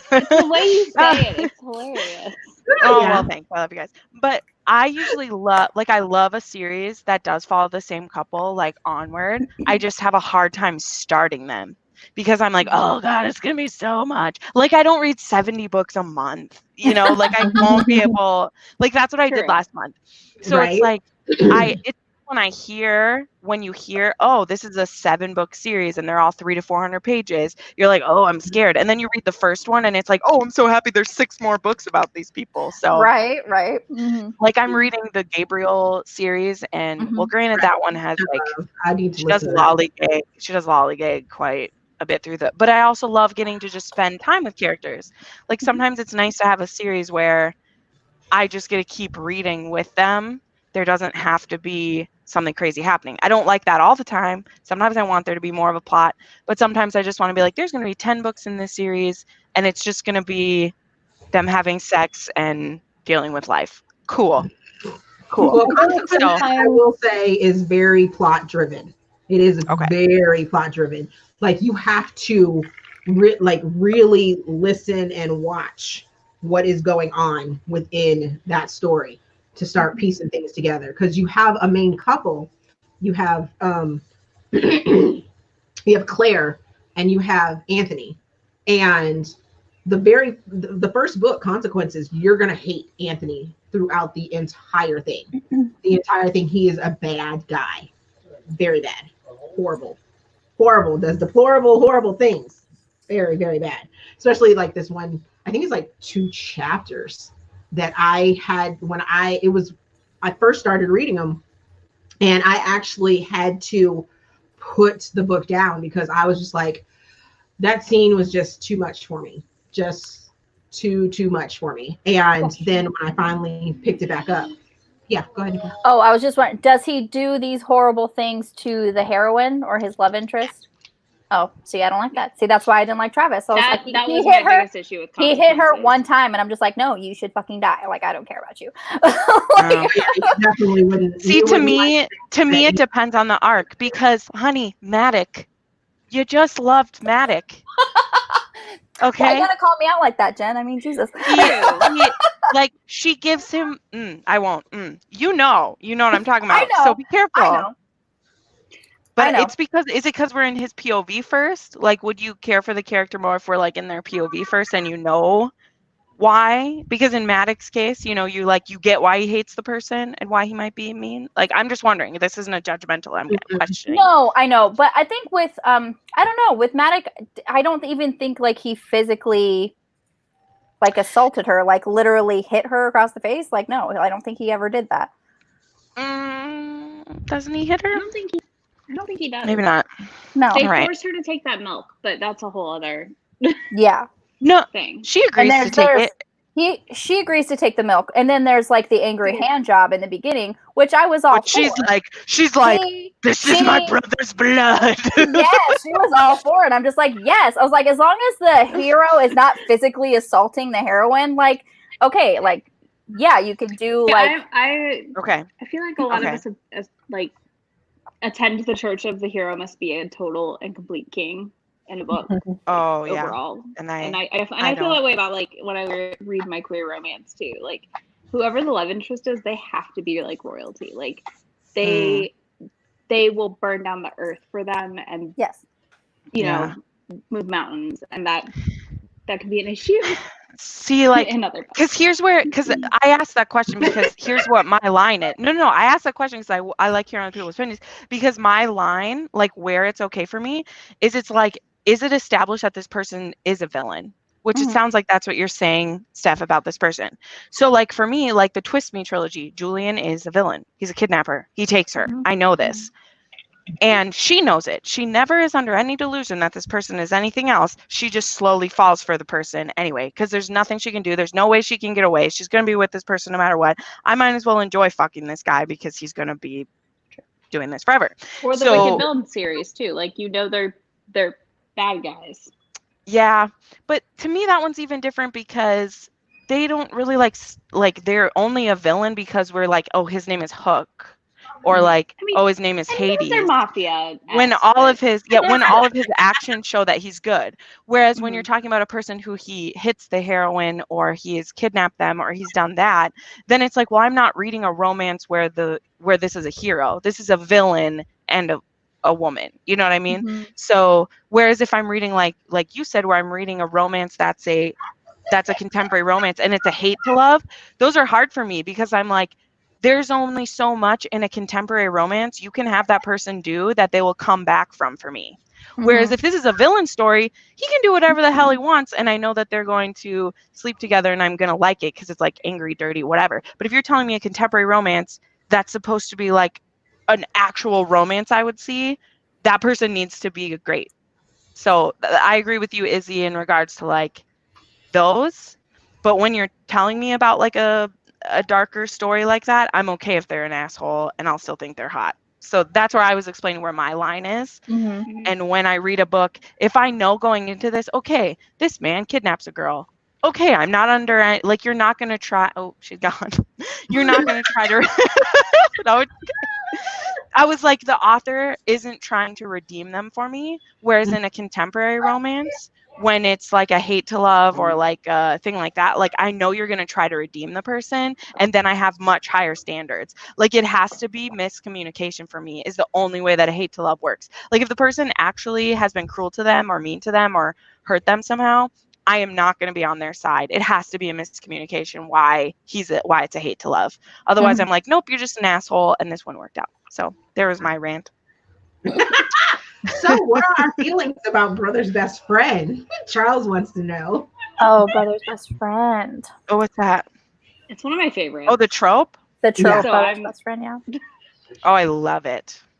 Well, he says that he's getting kind of tired of romances having that. I think sometimes it's I'm like so tired of it. half-assed is the problem. What's your favorite one, Izzy? Oh, sorry. Recently, Was that a hard it's got to question? be the. It is. Well, because I can't like pull up Goodreads because I'm on my phone. You're like, wait. The Tessa Bailey Fix Her Up. I really liked that one actually. I really like that one. That's the first one off the top of Me my too. head that I would be like, I think that's a great example of it because it shows Georgie being put down by her family constantly. And maybe I like this because I'm the baby of the family. And I very much related to Georgie's experience in that book as being the baby. And like being like, hey, I'm here. And like everyone's just like, la la la. So I don't know. Yeah. That one for me, like Her really Perfect is a lot like that one too. I've got that one. Like where the family ignores the person. Yeah, the family does ignore her so badly, and are like, man, Oh my God. Why were you a girl? I mean, mine was not like that. Like, I'm not saying like I was neglected as a child. There's just, you know, we know what you mean. Where you're like, oh, I exist. Where people just think of you as the baby. They don't think of you disrespectfully. No, but they think of you as the baby. Mm-hmm. Yeah. Yeah. I'm looking through my Goodreads too to see. I really like a best friends, especially if they like haven't. I'm not a huge fan of the pining one. Like I don't like if they have been around and like the girl has been pining after the guy for all the time. I like it more if they haven't seen each other in like 5 years. Yeah. And then like that's why I like Fix Her Up is like she always had a crush on him because he's a star and like she can see him and it's her brother's friend. But she doesn't really know the person. If someone's been pining after someone for years and years and years, and then all of a sudden the guy has like, and all of a sudden he has like the light bulb, like, oh, now I just think you're a sex goddess, and I didn't notice before. I'm just like, but if they haven't seen each other in a long time, the magical vagina. I mean, come on. But they have all these like memories and stuff together. I like that one. Have you guys read To Love Jason Thorne by Ella May? No, that one's a really good one. No, I haven't read that one. Like it's one where they had like a connection ever since they were younger, and she writes a story. She writes a romance novel where he's like the thought of like that's who she's thinking of when she's writing it, and then the romance novel gets turned into a movie, and he's a movie star, and he gets cast in the role. Oh, so they I have to haven't work heard about this one. Yeah, it's so good. Like the flashbacks in that one. Oh, my heart. It's good. I did. So, because Bree, go ahead. You like longing in a book, don't you? Usually if it's the guy who's doing it. That's what I like, when the guy has a lot of longing. But there's a handful where the girl is, and I don't mind it. Like Rule from Jay Crownover. There's a lot of pining in that, but it's from the girl. And I didn't mind that one. I liked that. Nice. But yes, give me all the I really longing. I like the really specific trope of, and this is why I want to read this one book because I just heard about it on Fated Mates, where the girl's been pining and then she decides to be done. And then when she's done, then he pines, so I heard about Naima Simone has one that's like that. that's on. I just bought it because I want to read it. It's part of the football series where she's like his like. I just heard about it on Fated Mates where it's like she was pining and now she's like, I got to be done pining. I'm going to get my big girl pants on. And so she quits her job working for him. And then he's like, oh my God, she does everything for me. Yeah, it's like keep taking the field or something. Okay. So I just bought that one. But okay, so I have a question. Yep. I would like some recommendations. Sorry, I'm looking for my pen. I always feel like I'm being bad. I love Fated Mates. Okay, so I'm super into Mafia right now. Oh, so am I. So you need to watch 365. And I just read 365. Oh my God. You haven't seen it and you like Mafia? Oh my gosh, watch that movie. But I haven't even heard about it. I don't want to watch it though. I don't like watching. Jen, I don't like watching either. I promise. I don't like watching either. What, but honey? I love it. We should do like a Netflix watch party for it. Yes, maybe. Yes. And maybe I try to watch it with And a you. couple other people. Izzy, I am down. Yes, can we That make would be it happen so this much weekend? fun. So, because I made it I can through. hang out in the house for a few hours. You can totally set that up. I'm in for it. I just finished. And not have it like live or anything like that. All of us just need to sit down and watch it together and just like chat about it in Boxer or something. Because no, that definitely would not be safe to do. No, we're not going to do it with our faces. We'll do it with text chat. On with our faces. There's an app called Netflix Party, and we can sync it up together, so we all are definitely watching at the same time. There's a chat box right next to it, so we can do that. Yeah, you just have to have Google Chrome. Yeah. Thank you, Rona. Okay. Oh, I'm so we just blew Steph's mind. That has been my main source of entertainment. I made it through the entire Cora Riley, like all of her books. I don't know if anyone's read those, which they just feed my dark soul. I have all of Katie Robert, hers. I've read the first two. And now I'm reading Kresley Cole's series 2. The Game Maker. So what are some of people? Yes. Oh my God. I'm professional. The master. Okay. That's my favorite. Side note. A chastity belt? Never thought it'd be cool until I read the master. How does that even work? I don't get those. You can't get any friction. That's how it works. But you can't get you can't do it. I mean, she even says there, she's like, if I could just get off for my part. How do you pee? That's my question. How do you pee? You have to be let out of it. You have to be let out of it. Yeah, you have to be let out. That's the power trip. That's the BDSM part, is you have to ask permission, you know? Wow. Consent, baby. Love it. Although there's not really, because I was like, dubious consent. But that's a case of she likes it. Yeah, because that's one where it's in her POV, and she wouldn't have let him do it to her if she didn't want him to. And that's where there's a difference. Anyway, whatever. Right. Recommendations, please. So honestly, I just saw Wrecked on Twitter. I don't remember the author. I'm going to find it for you, and I can't right now because I'm on my phone. It's The Lion and the Mouse, and it's 365. Kenya Wright. Yes. And I should remember this because we have the same last name. Yeah. And I looked at it and I was like, oh, I'm reading this. I saw that. I got it too. And it's on KU. It is on KU. And Katrina Jackson has The Family and something else coming out that's Mafia. And she writes real dirty, good books. Really? Okay. Yes. Love it. Anybody else? I will link them to you in Boxer later. Honestly, I'm going to look them up right now. I'm writing it down. Honestly, I can't remember any book I've ever read in my entire life at this moment. So. Right? I know. I will tell you this. I mean, I made a 50-minute long video about Cora Riley's books because... I'm sorry, Nino and Remo. I don't care how psychotic he is. The way she built that series, guys, I'm gonna spin because you think there is no one more evil than those Las Vegas boys. You're like, they are the devils. You're like, they're gonna be horrible. What's happening to Serafina? She's dying. It's horrible. And then she builds those people up. And you get there and you're like, wow, it's actually those guys that are crazy. And Remo's going to save us all. I just love it so much. Anyway, sorry. So surprisingly, I do not have a library for mafia at all whatsoever. What? Nope. And I realized too, like, as I have, like, when I was making that recommendation video, I realized I had read more of them than I thought I had, because I've read like one-offs that were. Really? Yeah, because like The Italian I really love, and I'd read Katie Robert before, and I considered Anna's Heirs, like I considered some of those mafia, even though it was more like cartel. I think it was more like drug cartel stuff. And then, yeah, but I mean, it's crazy to me, the darker the books I've read, the more that I find what it is about them I like. And like, so for mafia, it's the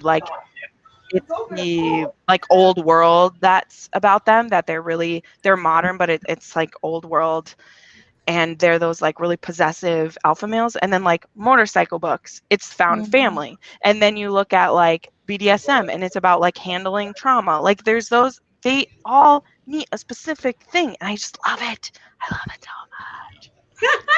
Dark side forever. Okay, I'm crazy. I love you. Thanks all for putting up with me. You're not crazy. You're passionate. I love it. So bananas. It's okay. All right, let's do it. Anyway. Pick your poison. Pick your poison. Oh, yes. Get my cards ready. Get my cards ready.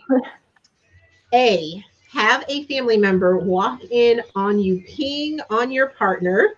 Okay, I don't know what to do with this box. Can you pick a? Why are you picking urine ones? I know. We're not going. That's not A. Do enough for one. That's not A. I got in enough trouble for the last P one. They're not doing that one either. Oh my God, these are very. Like, can't we have some like sex positions? Like, I know, right? I mean, I picked we should make this for work box because I want some adult things, but what really? So it's just nasty. Yeah. Exactly. Okay, here's a good one. So A, go on a family vacation to a nudist resort. Okay. Or vacation. A family vacation with your family. Exactly. With the family. Yes. Or B, have one nipple in the middle of your chest. Oh. Forever? Like we can get it surgically removed. Is it the same size as a boob? I don't know.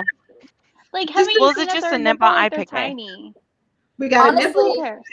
I don't have to hang out with my family at the nudist resort. I'll go pick a different beach. You're like, they can no tan lines, guys. No tan lines. Is he? Are we one or two? But then you could also get the nipple surgically removed. I mean, it's 2020. That's true. I mean, yeah, but also a vacation is for how long? Like a vacation could be a weekend. A surgery is painful, and you could die. So, like, I think one, because the story alone. It could be a general. It could be a general. How about they go to the resort on accident, and then she discovers that her mom has the third nipple in the middle of her chest. We're just gonna mix them together. Just make No. I mean, I've blocked a lot of crazy things out of my brain, so let's just. Hey, Adam and Eve lived in the nudist colony, so I can do it for literally just Adam and Eve. Like it wasn't everybody else. Deidre, it always comes down to the specifics. Yeah, it always. Like, are we stuck in the same room, or can like there be the over 50 beach and there's the under 30 beach? And I'll go to that one. And but maybe the nudity is optional. Maybe your whole family will be wearing. I'll just stay in my room the whole time. I mean, Disney cruises. The truth is, I'll be in my room reading books for kids. You can. Like that's true. Do an adult only, and kids go here, and adults go there, and do your thing. Yeah. Yes, definitely. You're just like, how big is this resort? Yeah. That's really what we're worried about. Like seriously. Also, I don't have any direct brothers or sisters. It's just me, my mom, and dad. So it's like I said, I could hide from them, and I'd be fine. I'm single, and I just have a mom and dad. So if I went with my family. Oh yeah, just gotta be okay. Having a nipple that's real. You just got to be on high alert. Yeah, you just got to have your head on a swivel, just so you see your parents coming. You just dive into the nearest whatever you find. Wear one of those hats. My family wear a hat upside down.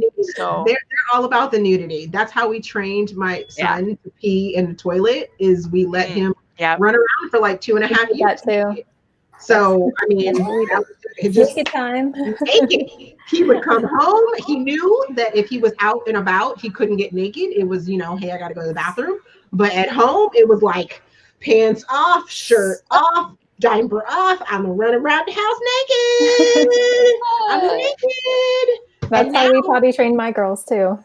I mean, he's been in quarantine and he lives in gym shorts. Lives in them. So he's I like, mean, my husband. I don't have a problem with nudity. I just have a problem seeing other people nude. Yeah. I'm okay with Things naked. people I don't want to see nude. I mean, I Yeah. don't have a problem. That's the thing. They do warn you, like, unless this is a nudist resort in Brazil, it's probably mostly old people who go to a nudist resort. Like, it's not going to be Zac Efron or anything. So There's near my work, there's a nudist colony or whatever that lives like seriously. And I have patients that come in like from this place. And I was just like, every single one that comes in, I was just like, I don't want to see you naked. You know, so it's like, are they required to wear clothes to come in? oh yes. Oh my God. What a nightmare. yeah. What No a- shoes, no shirt, no service. That's still a thing. Yeah, it's like when they go out into the main public, they need to have clothes on. But yeah, it's just like it's also 110 degrees on, so they're out, so they're not really wearing much anyway. So it's just like from what I am seeing, no. Are you gonna do one more stuff? I gotta leave at 8:30, so Oh, you got great! It's another only one for us? six. That It's doesn't only involve urine. 6:30 here, so it's fine. I was Well, about to say, what are you talking about? You're well, it's late. 8. I know, I'm I'm thinking CST. 9:30. So I'm the only East Coast person, right? Or No, Brie, I'm on the East Coast, I am. Florida. oh, okay. Oh, okay. So 3 of us are. 3 of us. We're all like, what? It's I'm past that time. I'm currently on. I'm on Pacific time, so I'm like it's literally 6:30 where I'm at. All right. Last, pick your poison. For A, always let out a loud fart 2 minutes into sex. Oh no. Or Here's a B, next question. attempt to break dance at your next work function. Oh, easy. Give me a little break dance on it. Flossie. I try to do that as it is. I mean, Give me a couple beers and I've let's been go. watching TikTok. I got this. Tequila sunrise. Oh my goodness. That's my Can we drink. talk about TikTok? Okay. I mean, I haven't been on lately. I have not been on lately because of the world being on fire and stuff like that. I have not Yeah. downloaded TikTok. So and I will not. I had to unfollow a few It's people. so addictive. It is so addictive. It I mean, is. it was before everything, went crazy. I literally time myself. Do you really? Yeah, I just give my myself app 10 takes minutes me at a off. time and I do it. Yeah. Wow. Yeah, my app only lets me on it for 25 minutes a day, and then it locks You can me get out. it. You can get through like 100 of them in 10 minutes. Like I can go. I'm just man. reading India's comment. I'm sorry. I mean, I'm not going to admit either of those things on I mean, live video, but I would in private conversation. I'm just saying, like, if you do it, if it was every time you had sex, like, I'm sure it does so happen, you'd fucking right? you'd Like, laugh every time. Like, I that's what mean- would happen. Oh, and then we got Charles over here. Oh, no shame, honey. Okay. but, like, breakdancing is fun. Breakdancing is fun. I don't have to be drunk to do that. Every time though, like that's Every time. that's the thing that Yeah, gets that's like what if I it was a mean. couple That's what I times. mean. Honestly, like 10 years into it, I'd be like, okay, Like, well, we know what's first- gonna happen. Okay. Let's be mature about this. Like, I feel like after the third He'll time, just be this like, is how just about the you new get started normal. on your own? And once you pass the fart, then I'll Hey, you can come join now. Right. Okay. All right, Yeah, cool. the first time. I'm I'll get honestly started. like, my husband has no shame farting in me in front of me, so I'm like, no, like let's Farting just in like you? farting near me. India's got the cover for us too. Oh, that's a new kink I haven't heard of. I mean, they're talking about It is. but so it's just like, let's just change it up a little bit.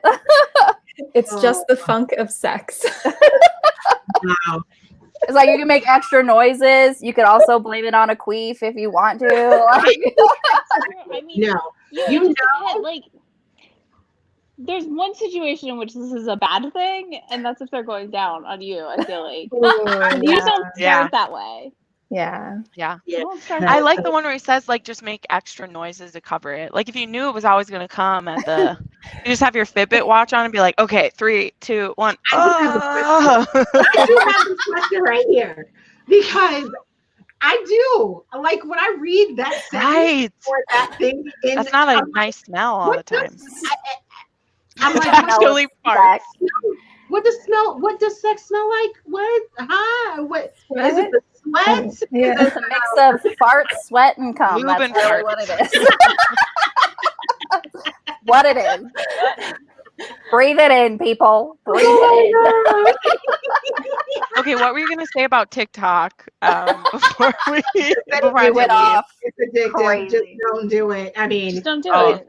Just don't do it, girl. Don't do it. I did it. I did it. No! The bookish TikToks, I live for them. They're so good. Oh my gosh. I've tried to make a couple, but they don't, I mean, they're not. Yeah. See them There's not a lot. Yeah. I'm just happy that I like booktube is my main accomplishment in life. Like I never thought I'd have a channel or friends on the internet, and like TikTok you can have itself because I'm not creative enough to like do this and come up with 30-second things. I do like the book recs. It's really hard like though. It's really hard. Yeah. To do. I think part of it is too is like I don't edit. Like really, I edit so little, and like TikTok to me that's like what it's all about is like how you edit it and like plan your shots and do that. And so for me it just seems like a logistic nightmare because I try to edit as minimum as possible. Like I've trained myself to talk better so I don't have to cut stuff out. And I just do like that's why I do this for free. I do it for fun. If it was harder than it was, like I make 4 or 5 videos a week. Like that's a lot. If I was editing, like I understand why some of the bigger booktubers who have these really edited stuff, why they only put up 1 a week or less. Whereas like I'm just like, here's my phone, I record it. People bitch about my like quality or stuff, and I'm like, hey, I've been doing this for free for 2.5 years. So could you not bitch about it? Like bye. Like bye, boy. Bye. Like I had someone on one of my reviews because I have my notes and I was like looking down and I, we all know it. We ranted about this in our thing where the person was like, could you try looking at the camera? You're very distracted. And I was just like, I'm right. Like, you recorded the video. I think in that video you even said, like, I'm reading my notes. Like you said, like I have notes. Like, well, so it was like I have. That used to drive me crazy when people would be like, you keep looking down and this and that. And I'm like, okay. So what I did was I went and bought a music stand. And my camera like sits on a tripod, and then the music stand sits like right underneath the tripod, so that you barely even notice. I mean, I'm sure people notice that I look down, but it's like you have to look in my eyes. Plus, I have my glasses on and stuff like that. Yeah. Well, and the people who like cut that stuff out, then they just have a million jump cuts. Oh, and that I'm just too. Yeah, like I'm not a fan when it's every word is cut. Like you edit your videos however you want. Like really, I'll like listen to it instead of watching it. Then if people have a lot of jump cuts, I'll just be like, oh, I'm just gonna listen to it. But when you can tell that they're saying and ah, and they cut out every other frame, so their face is like, I really like this, but and I'm like, now you sound like a robot. But again, I would never comment on that video. I hate this. Right. But people just whatever. People are trolls. So anyway, that's like I can tell when it's someone new to my channel who like found me from one of my popular videos because they all of a sudden want to tell me all these things like I don't know about them. Like I haven't been making videos for 2 years. I'll have someone in Outlander, like someone from my Outlander video, and they're like, have you listened to the audiobooks for this? I think you'd get a lot out of the experience. And I'm like, bitch, I've been reading Outlander for 6 years. You don't think I've listened to the audiobooks at this point? Like I listened to all the started and move on. Have you watched a single video? Which is fine. I get it. I have a lot of new viewers in the last little bit, but when with anyone, like I've shared this, like my demographic has went from 20 to 30-year-olds to 60 to 80-year-olds because of Outlander. Wow. And so they continue to watch some of my other videos, and you'll just get them like make the weirdest comments. And I'm like, this is your first day on YouTube and you haven't been watching me, if you would say that, because I'm not reviewing the 8th book because I just started reading it yesterday. I've been a fan for a while. Okay. I would understand. That's a commitment. Jesus. Right? Like, if I showed you my full thing, that shelf up there, there is 30 Outlander books on it. I can't even point because I'm weird. But I hide it from you. Like, I have 3 versions of every book, and people want to be like, "Oh, you missed this one interaction between Lord John Grey and this person in book 7, page 6," and I'm like, "Okay, go watch someone who has." Guess what? They don't exist. Studying these books like the Bible. Yeah. And I mean, I'm trying to, like, I want to be an Outlander expert. Like, I want to do that. But the thing I have to remember is, again, like I said, 60 to 80-year-olds, there's people who've been reading these books for 30 years.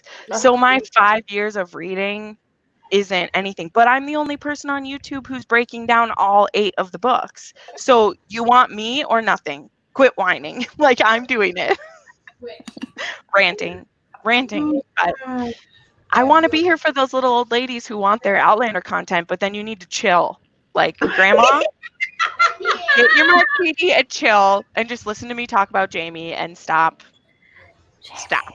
Oh my gosh. Yes, Charles, you can edit less. You can edit less. I would call phone sex line and it would let me have Sam Hewen's voice in my ear. I would pay lots of money for it. I'd go broke. Oh, no. Oh my gosh, that would be my birthday present. I bet there's someone somewhere. There's someone somewhere who... I did listen to Sophie Jordan's While the Duke Was Sleeping and The Hero is Scottish, and it gave me tingles listening to him. And it's a woman doing his voice, and I'm like, ooh, I like it. I need to find it's just the accent at this point. It's just the accent. Yeah, I need to find one of the Scottish books narrated by a man. That's what I need to do. And then Shane Easton does a good job, and Amy Dawes. All of her. That's who I was thinking about. His name is Will. Okay. No, it's Will Hart, Will Hill. I can't remember, but he does all of them, and he's such a cutie pie too. Oh my gosh, I got to meet him in Philly. Oh, so that's so cool. So awesome. Another question. Wow, I'm glad we got on audiobooks because I did have a question. So I think Scribd has like tightened their rules again, where like you're only able to listen to a couple. Because I even did the thing where I like didn't save them, I didn't do any of that, and I was still only able to listen to 3 books, and then I got locked out of like everything. I hate that. Like, what are their standards anyway? It doesn't. I know, but I can't find them. Yeah, because I'm like, is the rule you can only listen to 3? And like I just don't know, because I did all the tricks where I like don't save it. I didn't put any bookmarks. I just remembered where I was, and still I was able to listen to 3, and then it locked. So I'm wondering, like, how many books are actually available on Audible Escape? Because I'm like looking into getting it, and I'm wanting to know if it's worth it to you. It's a lot. Does it have mainstream and yes, yep, I saw that part, but I mean, like, what's the variety? Not huge. how many you get. Like, does it have huge. all of it's them? Huge. It's and huge. it's unlimited. That you wouldn't even think about. You just turn one in and get another one. There's no locking out whatsoever, and there's just so many. Okay. Because I wasn't worried about them locking me out. Like, I looked up what the rules were, and I know Amazon's not going to fuck with us like that. But I just was wondering what, like, are all these books we talked about? Like, are there self-published ones on there? Are there, like, all these? Are they all on Audible Escape? Yes, because there's a self-publishing feature on Audible, too. It's called ACX. And so self-published authors can get their audiobooks read, and they don't have to have a publisher. So there's a ton. Yeah, I know. I hear you guys mention all the time. So I was like, well, maybe I should just get rid of the Scribd because they don't have a full option anyway. Yeah, and then Scribd for things that I can't find on Hoopla or Audible Escape, and then I try Scribd. Yeah, I pretty much like randomly activate my Scribd and then deactivate it once I'm done with what I want to listen to. Yeah. Yep. Yeah. Look at us gaming the system. Yeah. I I get like because same thing. I'll get 5 books in a month. The next month I'll get 3, and I'm like, what is going on? Mm-hmm. Yeah. I was like, don't advertise like you're unlimited when you're freaking not. Like, don't. Yeah. Okay, tell me I'm getting 3 books a month or 5 books a month for whatever, how $9.99. It's still cheaper than Audible, but it's like, don't say it's unlimited when it's freaking not. Yeah. Where I think they screwed up. Yeah. Where I think they screwed up is that they didn't realize how many books people would listen to. Oh, right? Yeah. Like, I think they're like, we'll say it's unlimited and it'll be like 4 books. They'll never listen to that many books in a month. And I'm like, I listen to 2 or 3 a day. I know. Yeah. But okay. So, well, good. Well, you sold me. Has anybody read the Selection series? No. I read the first book a long time ago. Yeah. Not yet. A long time ago. Long time ago. Well, no. What was that? There's a TV show coming, right? Is that what you were saying? I don't know. I think there might be, but so I'm doing a Hunger Games project. Me and Nicole were talking about this before we started. But I am doing a project, and I've been hinting at it in the last 2 weeks of videos, what have you. I was listening. I watched one today. The Hunger Games, and that's part of it. And I'm reading the Selection, and I devoured book 1 and book 2. And I did now I completely understand when people are like all head over heels about freaking The Bachelor and The Bachelorette. I love me a reality show. I love me a reality show, but I can never or haven't been able to get into The Bachelor and Bachelorette for ever. But these books are like crack. Like, oh my goodness. Bachelor crack. I agree. I should give them a try because I read 2 books today. I read book 1 and book 2 today. So, and they're not. I think I read them in 2.5 days. I'm not surprised when I read them. Wow. They're not big. No, they're not. I'm just laughing at India. She's like, her name is freaking America. America. America's singer. America. Yes.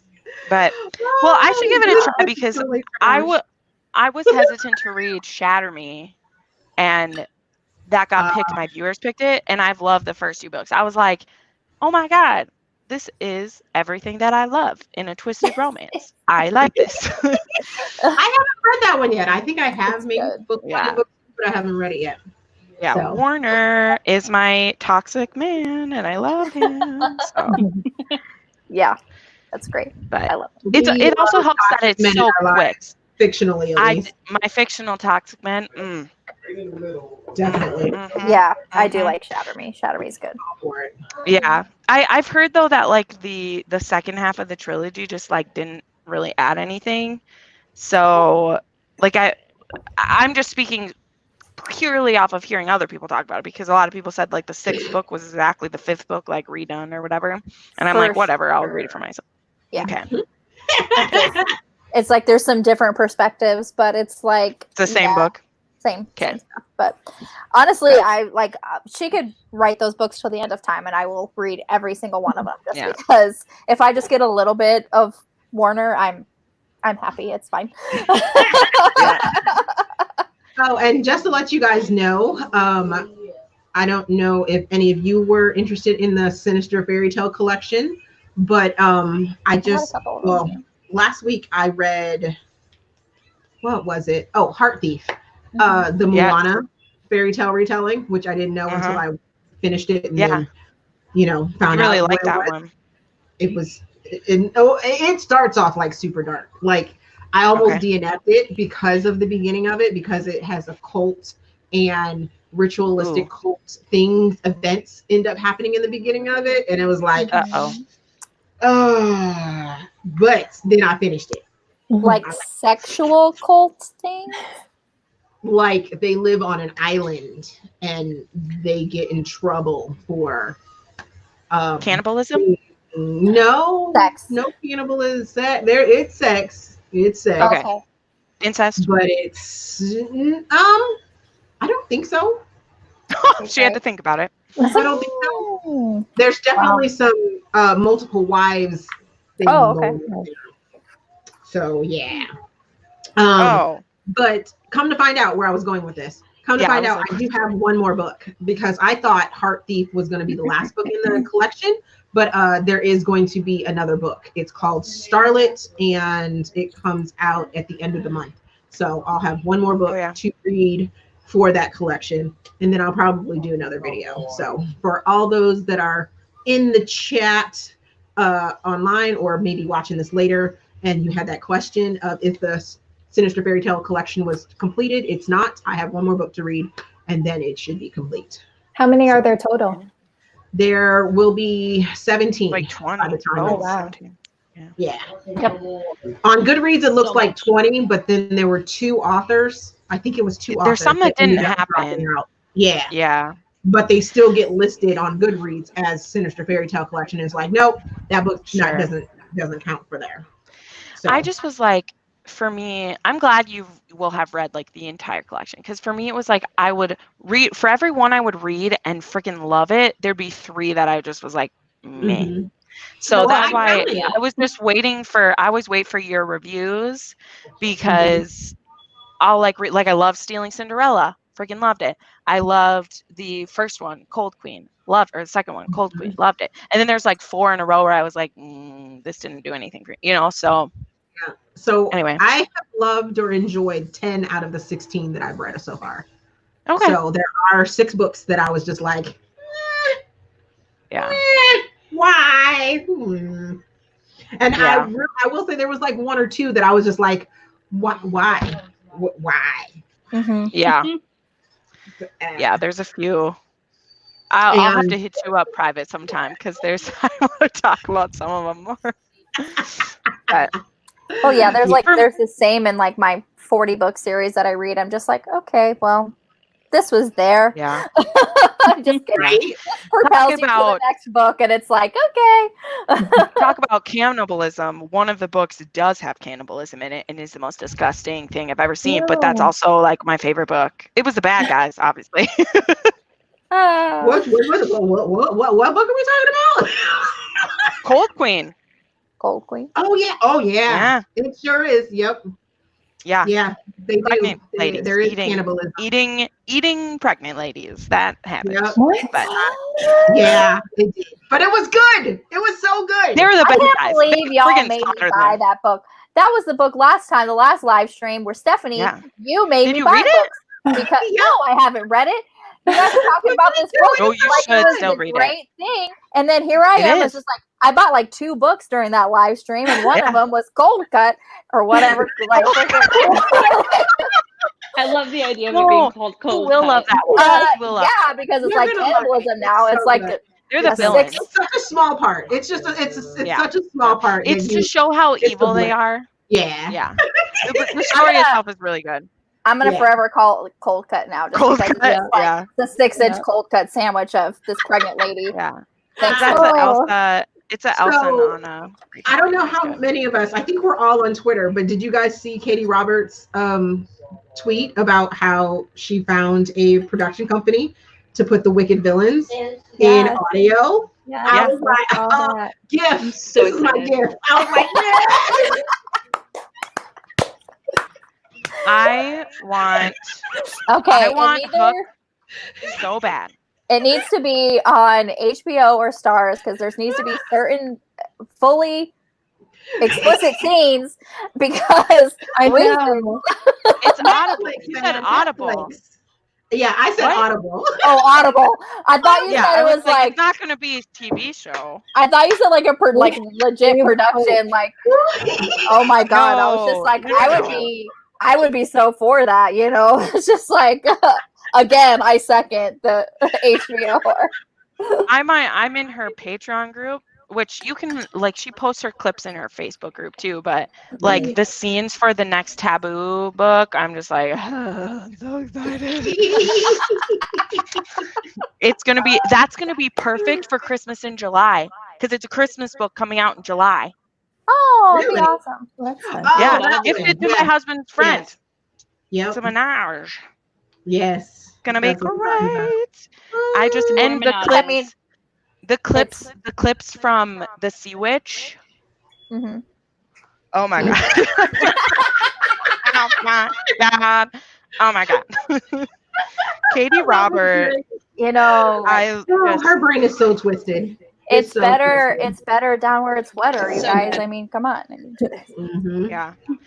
I can see a lot of her inspiration from Nikki Sloan now, having read more Nikki Sloan, because there is a the Blindfold Club by Nikki Sloan is Hades' club. I know she's not, I'm not saying she is, but so many of the couple scenarios, they are the wicked villains. So it's Are so they cool friends? to like that. Oh yeah. Is Nikki Sloan and Kate? Yeah. They're friends. Yeah, because her dad will do is based off of a character from The Filthy Rich. It is. She admitted that in a tweet because she was like, dang it, you make me want to write Daddy Kink now. Should I write a Daddy Kink book? And then she wrote Her Dad Will Do. That's Because right.